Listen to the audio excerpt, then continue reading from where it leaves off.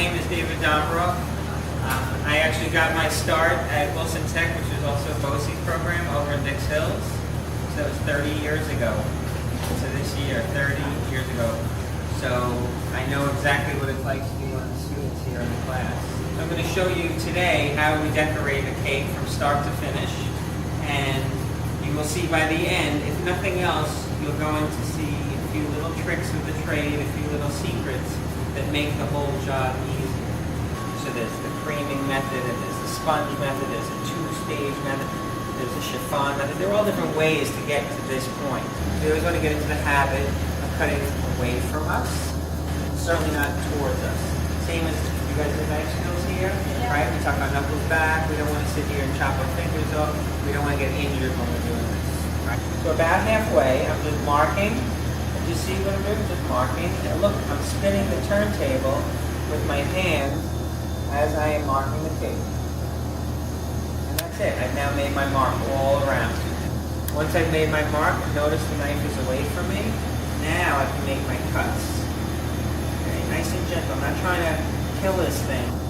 Chef, no. Pushing the knife, you saw it back and forth, the sawing motion. If you just push, you're going to make a mess. Right.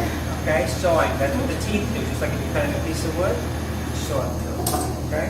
Now we have two pieces of it.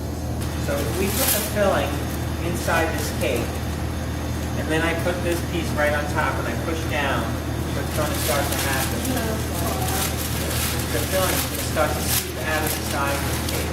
So what I'm going to do is I'm going to put a ring of icing around the outside of the cake. What that ring is going to do is, right, it's going to be a border. A little barrier, and it's going to stop that icing. It's filling just a little bit so that it's smooth. Now remember, whoever gets a slice of cake, that's the filling they get. So that's why you don't want to have big spaces like that, right? You don't want big spaces because then whoever gets that slice of cake, you're not getting any filling. Right.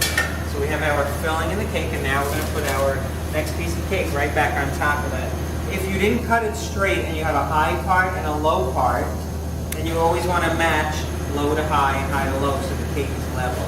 So I cut it pretty straight. That's probably the highest part and the lowest part. So I'm going to do that.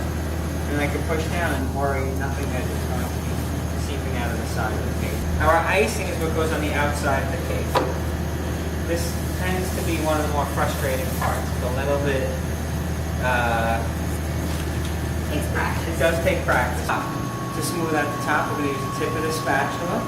I'm going to press it down, moving my hand just back and forth, like that, and I'm going to spin this all at the same time. I'm just smoothing out the icing, moving it all around. Okay, and I've moved it around enough. Start spinning it and come down. Start with the spatula, spin it, come down. Okay? This starts off at an angle, and then I'm going to come around to the side of the cake. Now what this comb does is it really does two things.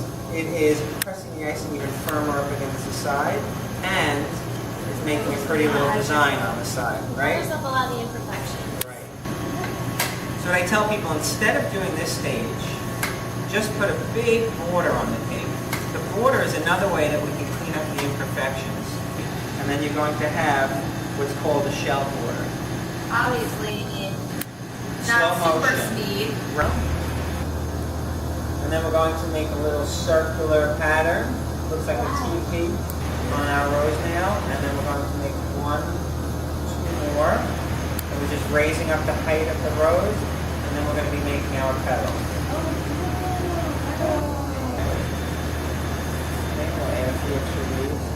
Pretty.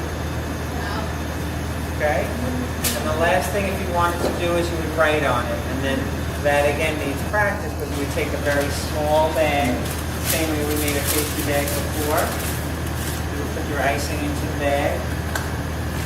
And write in green, you're going to fold the bag down. And test the bag. Make sure that the tip on it is a good size. And then we can write whatever we're writing. That is so awesome.